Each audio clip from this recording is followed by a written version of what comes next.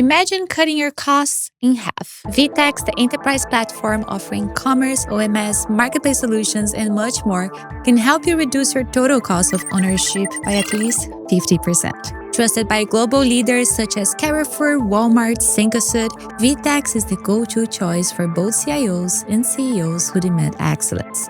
Discover how VTEX can elevate your business today. Visit vtex.com or click the QR code on your screen. Let's go to the episode. Today I'm here in Cologne, Germany with a very special guest. Today I have Mirko Saul. He's the Senior Vice President of Innovation of Schwarz Digital, part of the Schwarz Group, one of the largest retailers in the world. He is leading the source and technology innovations for the group, and he explains everything of the backstage on how he selects the right technologies and what is his intention and how it's developed within the group. This is one of my favorite episodes, and I think you'll appreciate that. Here's Paula Macadi, and this is episode 63 of my show. Welcome to Off Bounds.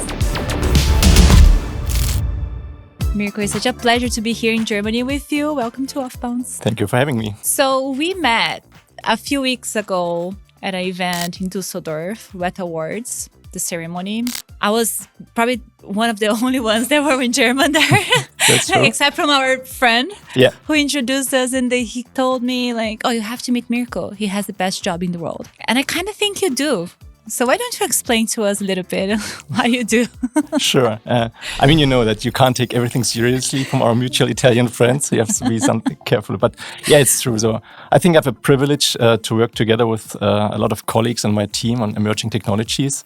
So I'm now 22 years with Schwarz Group, started at the Lidl IT department, and then around 6 years ago, when we merged all the IT departments within Schwarz Group, we also founded a very small company called Schwarz Digital, where I'm now taking care of innovation for the whole group. Obviously, most of Robotics we do for our retail brands, but also for our other brands like PreZero and the food production business.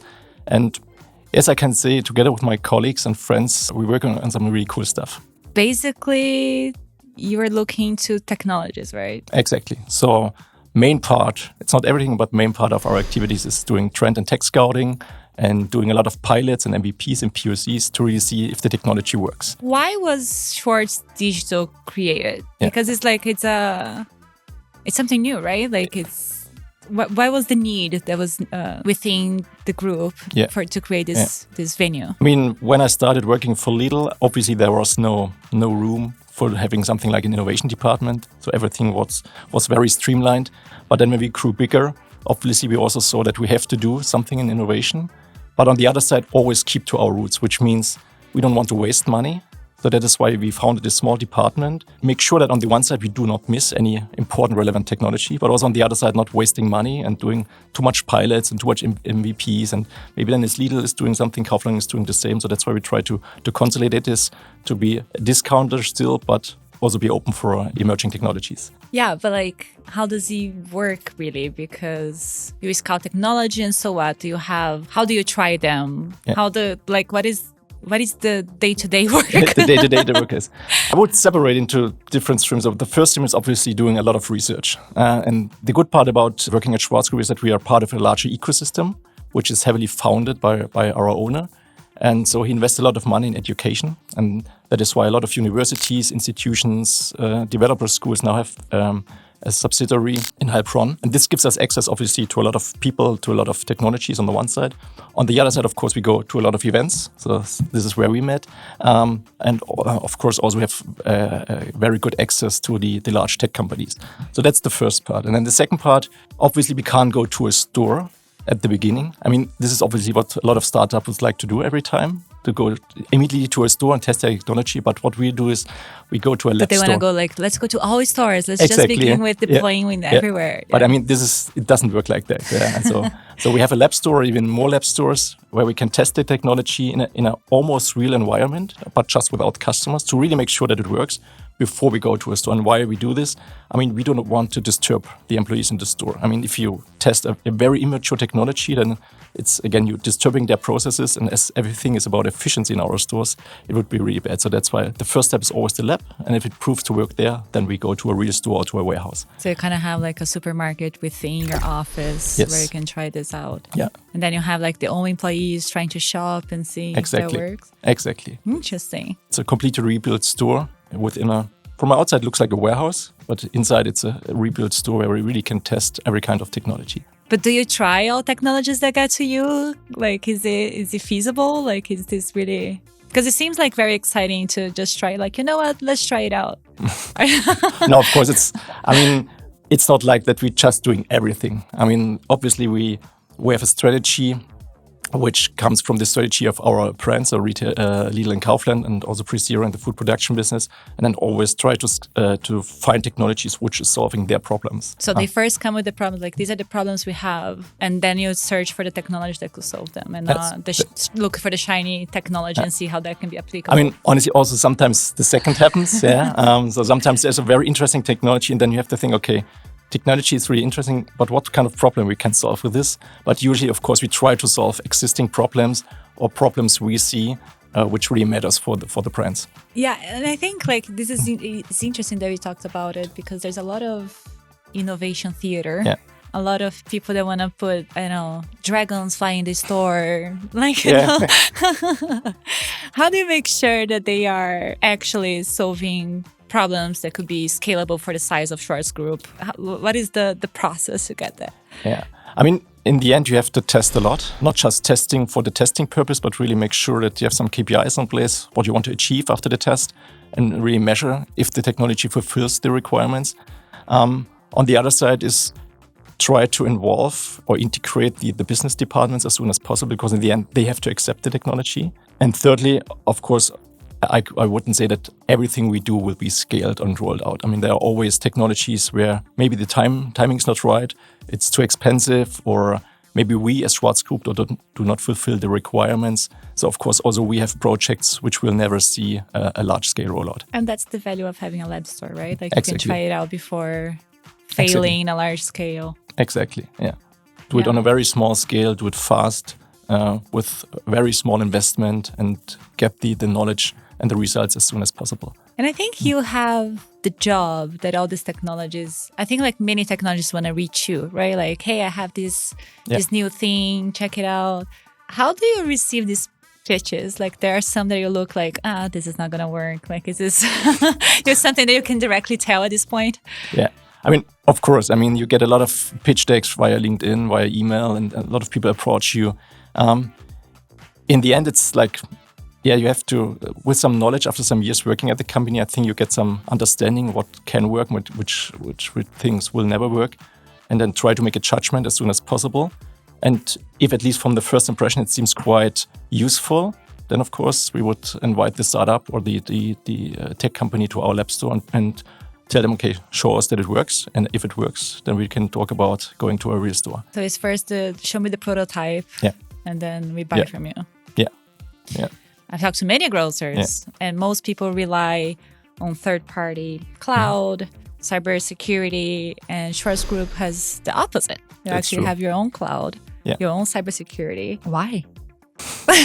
I mean, I think it's so easy to think that you can be more agile, just rely on Azure or AWS cloud, but you have your own. It seems like the opposite of being fast. I mean, from the outside, it maybe looks strange. And of course, it was a bold decision to build up our own cloud environment, to invest in cybersecurity, to invest in AI, to invest in messaging now in Workspace.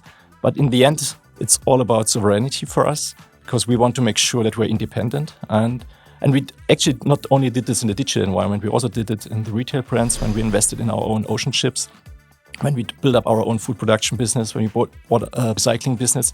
It's all about sovereignty and independence. Because what we realized is, of course, there are a lot of good technologies out on the market, but as a European company which sticks to the European rules like GDPR, and you really ask them, can you guarantee me that my data, my customer data, only is in Europe and will not be used to train your AI models, then they usually will not give you this in a written way. And that's why we made the decision, okay, if we have a commitment, we have a responsibility to our customers that we treat their data securely. and responsibly. And then we said, okay, then we have to do it on our own. And after doing it on our own, we realized, okay, maybe that's not just useful for us, but there are also a lot of other companies, especially mid-sized companies, who also have the same challenges. And that's why we decided to offer this also to the external market. So you kind of became a tech company. Yeah. So this is why we founded around 1.5 years ago the fifth pillar of Schwarz Group called Schwarz Digital, where we combined not only the internal IT business, but also all these external facing services like Stackit and like XM Cyber. And you can guarantee that you won't train AI. Yes. With the data. Yeah, that's our USP in comparison to other hyperscalers. So you kind of guarantee the privacy and that we stick to all European rules, and that our customers are sure that the data is in Europe, it's only accessible by Europeans, and that we also do not create some kind of a login for them. Yeah, and you have a partnership with Google, right? Yeah. That kind of touching on the data thing, right? Yeah. Like, how can you work with big tech and guarantee that your data is secure? Yeah. It's kind of like, right? There's something that comes to my mind. At the first view, it doesn't match really. Yeah? But what we made, so how we made it work. So when we approached Google, they were really open to separate the application from the data. And what does it mean?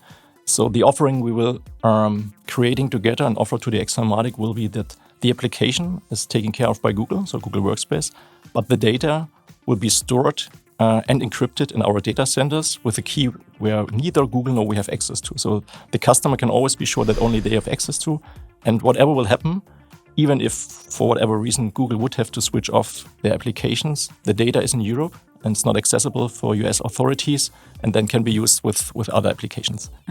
So you have to stick to many settings before signing a deal like that. That's true. Makes sense. That's good. It makes you make sure that your privacy is something that you're very worried about. Yeah. That's good. And always we ourselves, but also our customers have full control about their data, and the data never leaves the data centers in Europe. And talking about data, so I guess the consumers are opting to provide many of this data so you can train your own AI models. And I know that you invested heavily in AI. Mm-hmm. Like what? Like what have you done?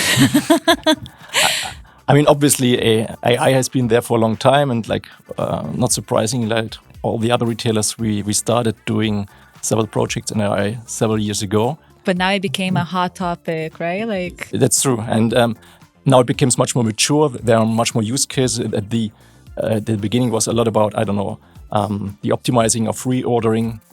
Now it's a lot about optimizing customer service, optimizing your marketing activities, and going forward, especially when it comes to computer vision, it's a lot about loss prevention and other use cases in the store.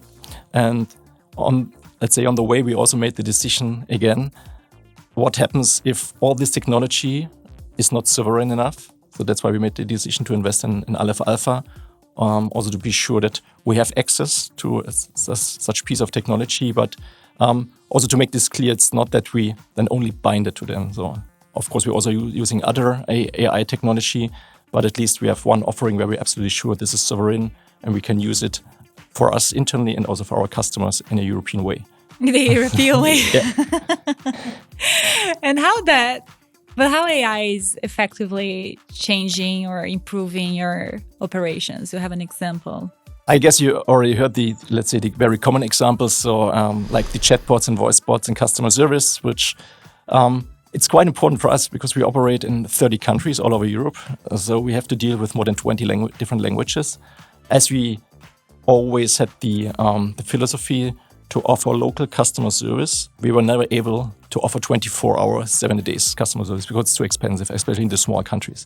And now with the help of AI, we are able to do this. So if I have a problem at 3 a.m., I can talk to AI. Exactly. And you live in a small country in Europe, then in the past you would have to wait until the next morning, and now you can talk to AI. So that's one example. And the other one is, I would say, anything around content creation now becomes at least semi-automized.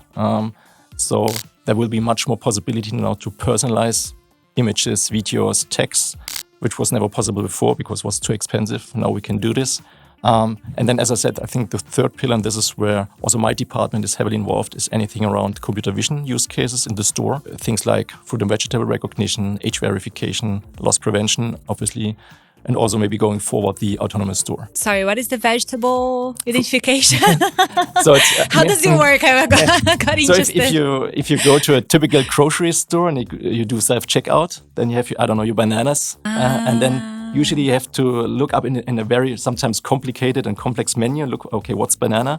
And now you just put the banana on the scale, press one button, and it's automatically realized. So fun fact, not many people know that about me, but I lived in Germany pretty much forced because of COVID. I came and I could never leave. So I kind of became a regular at one shop. And as I couldn't speak German, I was just going straight up to the self-checkout because then I don't have to engage with anyone. I remember that was a challenge because searching the name of the vegetables in German for me. It's difficult, Yeah, so that would have saved me a lot of time for sure. And even if you speak the language, there are some people who don't even know the vegetable and the fruit. They just have to look for it. And so it's much easier and much faster also. Yeah, I just got rid of a huge piece of friction. Right, in the consumer journey. And it's honestly, it's a small use case. It's not that it will change everything, but I think it's a small, nice piece in terms of customer convenience, which again also helps us to be more efficient because it makes the self-checkout process smoother. Customers are more happy and then also maybe tend to use self-checkout more frequently than they do today. Yeah, because if you have to go through this struggle, you take longer than going to the cashier and etc. I wonder, this is off the scripted, but we've been talking a lot about AI recently, ANF, where you were, and I see a lot of people saying case studies and use cases of Gen AI and things like that. But it's kind of we're kind of in a limbo now that we can't really measure the productivity gain. Do you see that? Is it hard to measure productivity or? Yeah. With every new technology, there's usually, let's say, announcements at the beginning from the startups or the big tech companies, how much you will achieve in terms of cost savings or additional revenue. And then after some time, you realize, okay, it's not really like that. But what you can see that there is an improvement. Especially, as I said, for example, customer service. So now we are able to offer customer service during the night, which was not possible before. Which also means that we can reduce the amount of calls during the day because people are now calling during the night, which then allows us to be more efficient in the call center during the day. So this is what you can really measure. In terms of the marketing use case, I think the savings are not that big as of now because still the quality, what you get out of these models in terms of images or even text is not always that you can just use it. So still some human has to check it, but it makes it much easier and much faster for the human. You still need them, but it removes a lot of boring and repetitive work from them. Yeah, because I keep thinking my life with generative AI, right?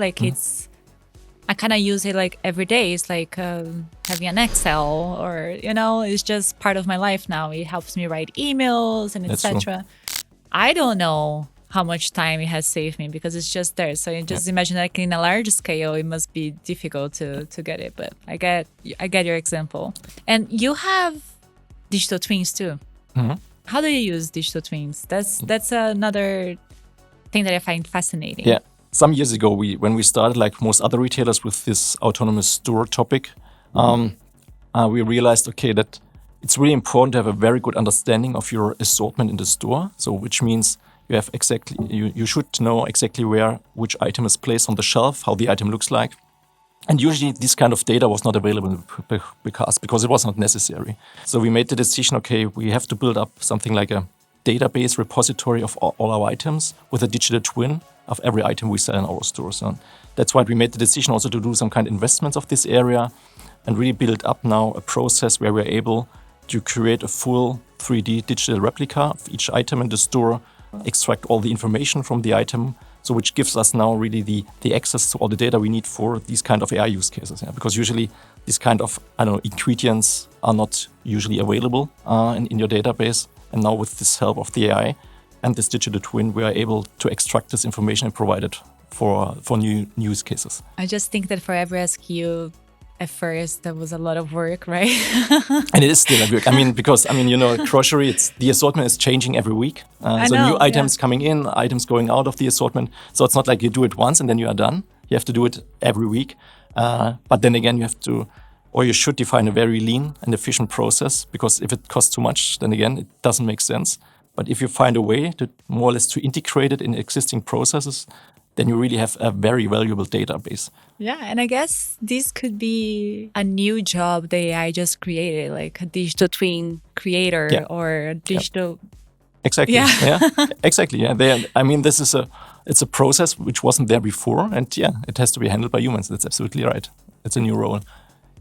Interesting. But let's go back to what you do on a day-to-day, right? Like finding these technologies. Let's say you find something and you deploy in your lab store, and that worked. What would be the next step? So then usually, depending on where we want to go to a store, so if it's with the Lidl brand or with the Kaufland brand, we talk to our colleagues if they are willing to allow us or the startup to do the test in their stores. And then, as I said, we agree on KPIs, so what we want to achieve. Because in the end, otherwise you just test, and then what? After 3 months you test it, it worked, okay. But to really make a decision, you have to measure. And that's sometimes even harder than doing the test itself, to really make sure what's the relevant KPI, what we want to measure.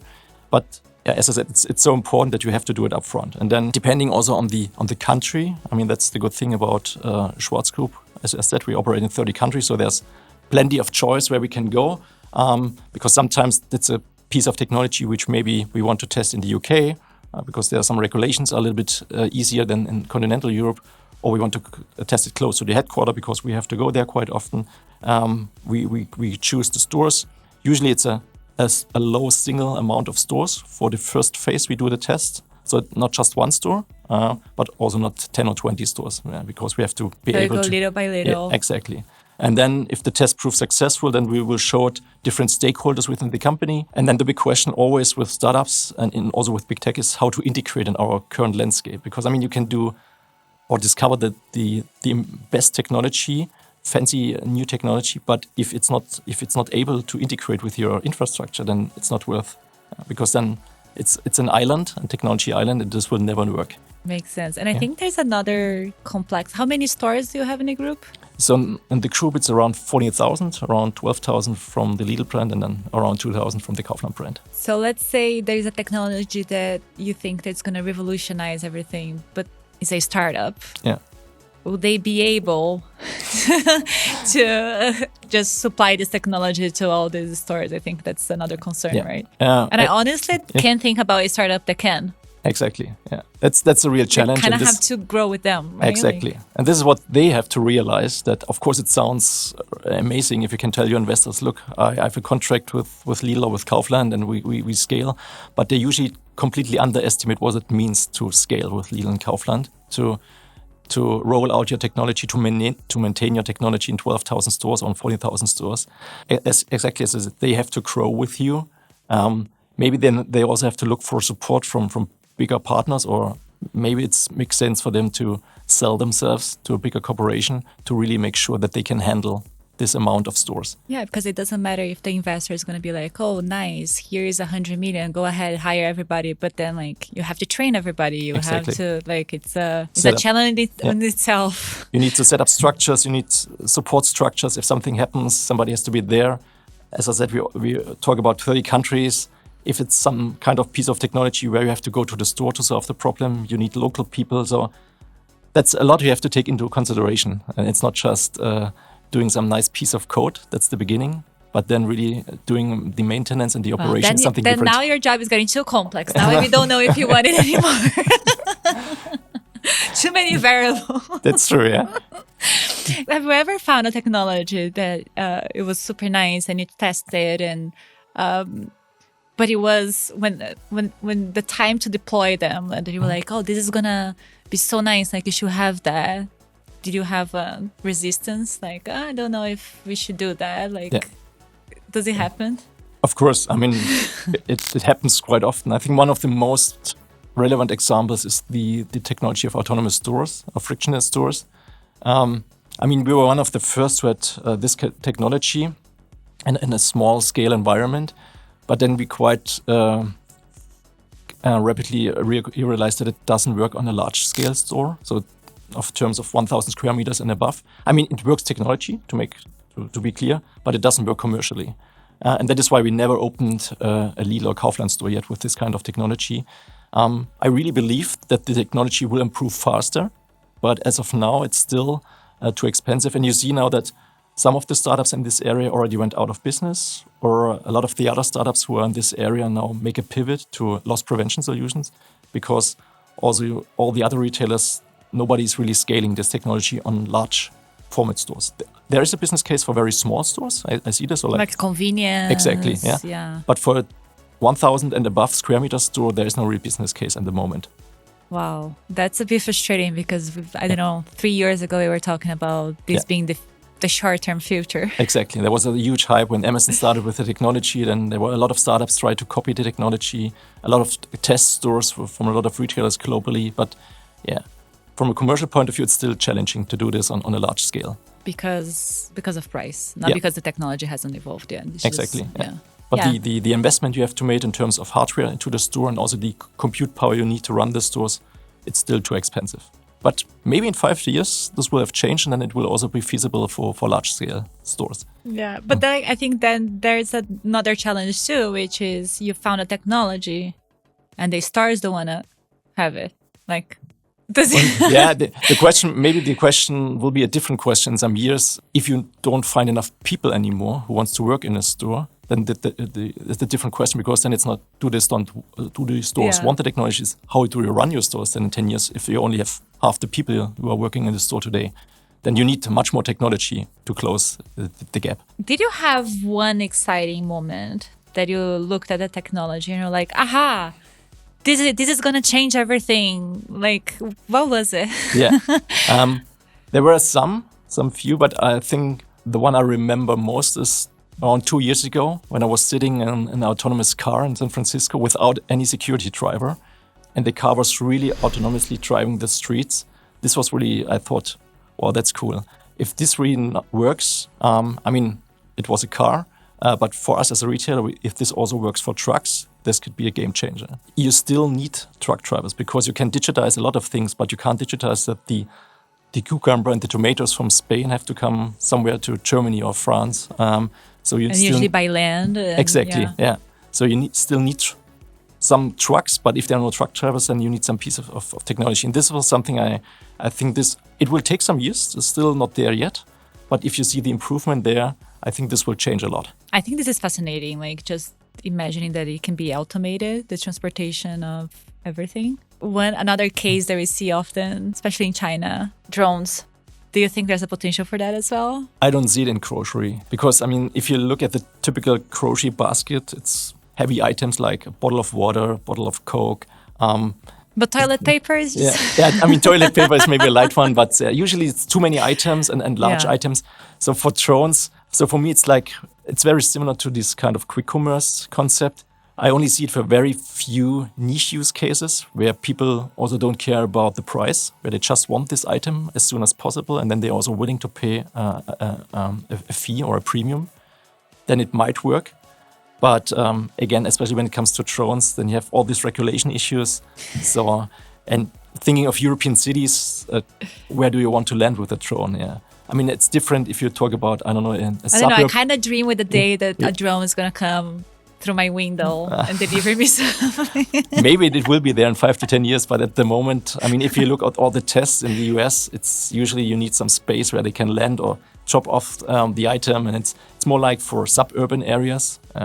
But I don't see it, at least in the short term, in populated cities in Europe. But at the same time, we're talking about autonomous stars. We're talking about Metaverse, maybe like a little bit before, because we thought like that our lives would be very not with people. Yeah.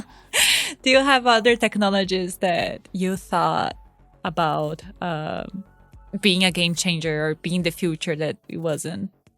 Well, coming to Metaverse, I think this was also like a hype for at least 1 or 2 years. And then another one, which I remember quite well, was this topic of Bitcoin and general ledgers and cryptocurrencies and NFTs. Yeah. Honestly, I don't see really this happen in retail. There were a lot of ideas like have like a trusted food chain and stuff like this. But honestly, at least from my experience, it didn't really work out. And the reason why I think is that for all these kind of where you want to trace and track things, you always need everybody in the chain to participate. And it's usually very tough to convince the local farmer, I don't know, somewhere in Brazil or in Argentina where the fruit is grown, until the shipping company, until the cross retailer. So it's really tough to convince everybody to participate. And so that's why I think this kind of technology looks very promising on PowerPoint, but it's really hard to implement in reality. You are the vehicle to do exactly that, right? Like take from PowerPoints and put into action. Yeah. What are the things you are currently working on, the technologies you found that you are deploying that you think is going to be a commonplace? I mean, one thing I already mentioned is anything around computer vision. I think this will be very common going forward the next years. As I said, simple things like fruit and vegetable recognition, but also much more advanced use cases like loss prevention. And then another thing which I really see and which we are working on is anything around robotics in the store. It's very fascinating. I'm not like sure. What? Wait, tell me more. Yeah, I mean, there are obviously simple things like having an automated cleaning machine. I mean, some people already have at home, so you make it just bigger and then it could clean your store. That's one possibility. Another one could be moving pallets within the store, especially if you think of a large grocery store, 4,000, 5,000, 6,000 square meters of shopping space. You have to move a lot of pallets during the day. So why not do that? Let it transfer this work to a robot so that when the employees arrive in the morning in the store, the pallet is already there where they can start to restock the shelf. And maybe, but I don't think this will happen within the next 5 years, we will see even if in the future a robot restocking the shelves. I mean, there's now a lot of buzz and hype around humanoid robots.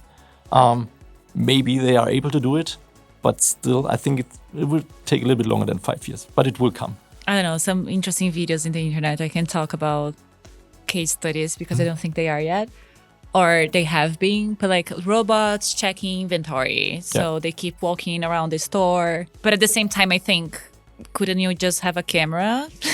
Exactly. I mean, this is also what we test in some of our stores, having a robot driving through the aisles and taking images of the shelf. But again, then it really depends on the use case. If it's a use case where it's enough to have one picture per day from the shelf, then a robot may be fine. But if you have a use case like loss prevention, then you need more or less real-time images, then yeah, you need a camera, a fixed camera. And again, the challenge with robots is that usually the commercials are quite tough. So if you only have one use case on a robot, then usually it doesn't work out because the robot itself is too expensive. So if you're not able to combine several use cases on the mobile platform, then it's really tough to justify the business case. Very good. Another sample of what you do for a living. And we just mentioned that labor is a challenge, right? The lack of labor, but also how to attract the right tech talent is getting harder. How is your process to attract the right tech talent for businesses like that? I mean, that's absolutely right. It's a challenge for every company, and especially also in any area. Yeah, in any area, and maybe even worse if you're not located in a very huge city where it's maybe easier to find people. So that's why, I mean, what I can do in my department obviously is offering really interesting technology and projects working with this kind of technology, which usually is very attractive for young people who want to discover something, who want to try out things. They want to do something bigger than themselves, that they see impact, right? Like, and really working with the latest technology, have access to the latest technology. That's one thing. And then, of course, on the other side, you have to create an environment where they are able to work and want to work. So which means give them some kind of freedom to really explore and to test these things. Offer them access to all the resources they need to do the tests. I think this is also very important. And that, of course, should then also be combined with, let's say, an attractive package in terms of payment, our salary, and a nice environment when it comes to your office space, but also offering some kind of flexibility with home office. So things which people expect as of today. And if you combine it to a package, then it still works for us. I think it must be so interesting, especially for someone that just left college, right? Like to get into such a large group and see technologies working on scale. It's probably like something that you won't see anywhere else in your career. It's just hard to get that. So that must be very interesting for them to see something that they started nurturing, getting scale. Yeah. Yeah, and then they can show it to their parents or grandparents and say, look, mom, this is what I did. Yeah, because the whole family, right? The whole country shop there. Exactly, yeah. And what would be your advice to other leaders to drive a successful transformation? Especially, we're talking about technology. Transformation is a lot more, but like for the technology side, what would be your advice for transformations? Yeah. So one thing I realized, you need a lot of patience. And not just patience in terms of the technology that it matures, but also a lot of patience with your colleagues. And what I mean with this is, innovation always sounds nice. And if you ask people, of course, everybody wants to be innovative. But then if you really approach people with innovations, there's still a lot of resistance, especially if they have to change what they are doing. So that is why, as I said, the human factor is sometimes even more important than the technology itself. So involve the people from the beginning, convince them that it makes sense for them. And then, sometimes you just have to wait. Sometimes it's not just the right time. Even that the technology is already there, it's mature, it works. But still, then you have to wait another 6 or 12 months until your colleagues realize, okay. Here comes the innovation guys telling me that I could do something else. Yeah. And this is really, honestly, this is also something from my personal experience, a lot of the projects failing, not because of the technology, but because you were not able to convince your colleagues that it makes sense. So you think that is also a big part of your job to sell? Yeah, of course, yeah. So the technology sell to you, you test it, and then you have to have case numbers and show how that it's going to improve internally. Yeah. Explain it, why it could make sense, why it makes sense, and it doesn't change anything, but it improves things.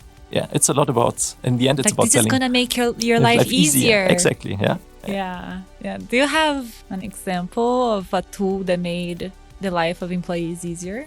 Well, one thing I can remember from my time at Lidl was when we introduced the tablets or iPads for our district managers, because at this time they had nothing. They were just on paper.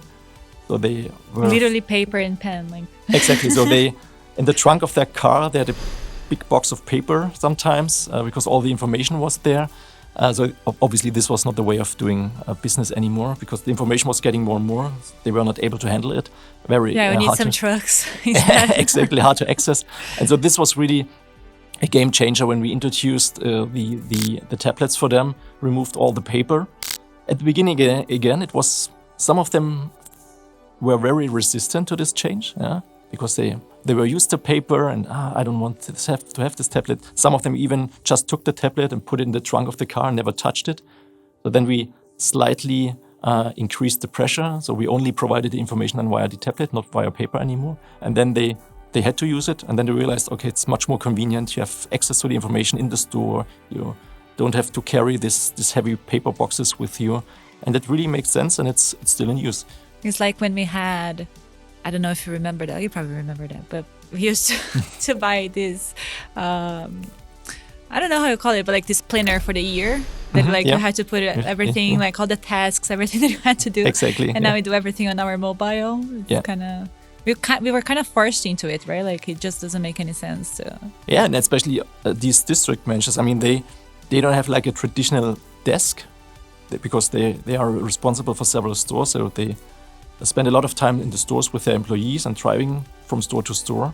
So for them, it's really important to have mobile access to the information. And that is why a tablet absolutely made sense for them, even more than a traditional laptop. In terms of leadership, what would be your leadership lesson when you're trying to drive innovation at scale? Well, as I said, so first, patience. Patience, it's always important. Then a second thing, of course, is to have a, let's say, open culture for making mistakes, especially in the innovation department. As I said, not every project, not every initiative you're doing will be successful. And this has to be clear from the beginning. So even if you fail, it's not a failure because then maybe you saved your company a lot of money because you realized quite quickly that this technology doesn't make sense for the company. So have this kind of open-minded culture. And then again, offer the environment for your employees that they are able to think out of the box, that they are that they get your support if they try something completely new, which maybe never has done somebody before, and don't feel embarrassed to do it, but really feel comfortable to do it. I actually wonder, because I've seen innovation departments in a few retailers, like when they wanted to reduce costs, that's the first area that they cut, right? Sure. Like, oh, we don't need an innovation department. Yes. Yeah. Why do you think this happens? Like, I think it's so counterintuitive if you think on the long term of the company to cut innovation departments. Yeah. Why do you think some retailers ditch first that than anything else? Yeah, I mean, I think you already gave the answer, because it's a very simple decision you can make, because it doesn't have an effect short term usually. The effect is more mid and long term. But usually, as these managers who made the decisions are evaluated short term, for them it's only important what happens the next quarter or maybe the next year. And so it's a very convenient way to save costs, but usually it hurts the company mid and long term. And especially, I think that's also a difference maybe between us and other retailers. As we are a privately owned company, we can kind of afford decisions which have more like a long-term approach, because we do not have to. Yeah, you don't have the pressure of the shareholders to perform in every quarter. Yeah. So you could take a short-term loss for a long-term gain. Exactly. That's very good. That's why I see so many companies going private again. I don't think it's the only reason, but maybe that's one of them. One of them, yeah. For sure. Mirko, it was a pleasure to be here in Germany with you. Thank you so much. It was so enlightening, and thanks for representing one of the largest retailers in the world on outbounds. Thank you, Paula, for having me. Nice to talk to you.